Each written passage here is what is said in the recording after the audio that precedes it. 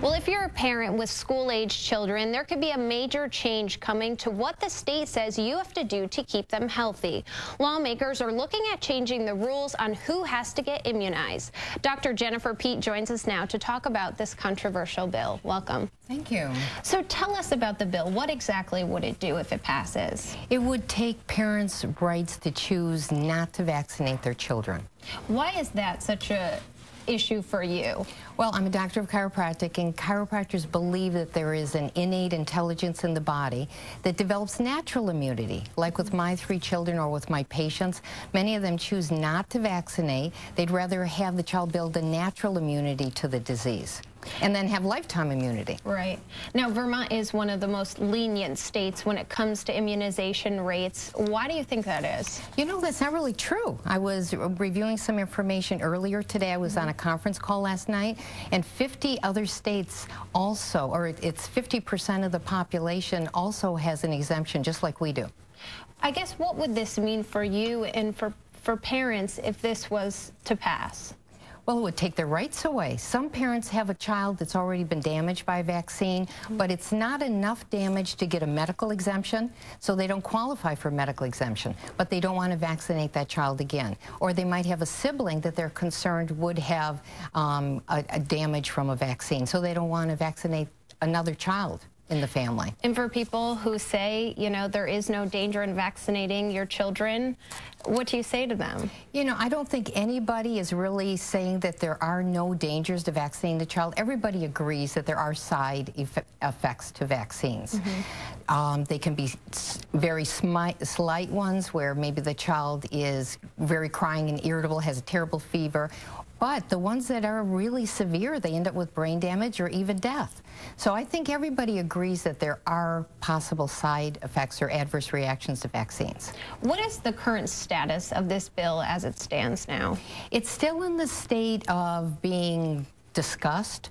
A lot of parents have been showing up. I've been to both of the hearings. The first one was last Tuesday, and there were a lot of people from the health department were there. There were a couple of parents and myself. There was another chiropractor there too. And then this week, the meeting was so full that some parents couldn't even get into the room because there were so many people in the room. So this is a really hot topic. There are a lot of parents that are really concerned about having their right to choose taken away. What about putting others at risk?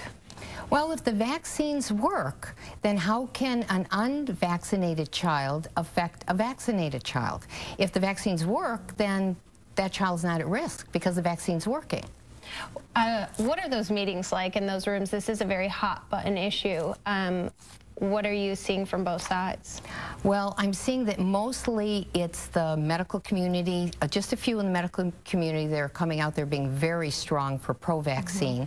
There have not been any parents on that side. It's been a really hot topic, and a lot of information has come out, like Merck, who produces the most vaccines in the United States. They made $3.5 billion last year off of vaccines. So it's a real hot topic. There's a lot of money involved. There's a lot of money on the pro-vaccine side.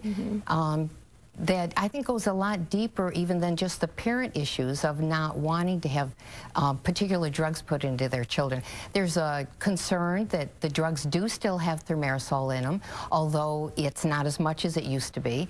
It really is not true that there is no thimerosal in the production of the vaccines. There is. What about mercury? That's what that is. Thimerosal is a type of mercury. It's ethyl mercury. So how can parents find out more about this issue? They can go actually to the CDC website and look up things. They can go to the National Vaccine Information Center in Washington, D.C., and get all kinds of information about vaccines. That's probably the site that I think has the most information.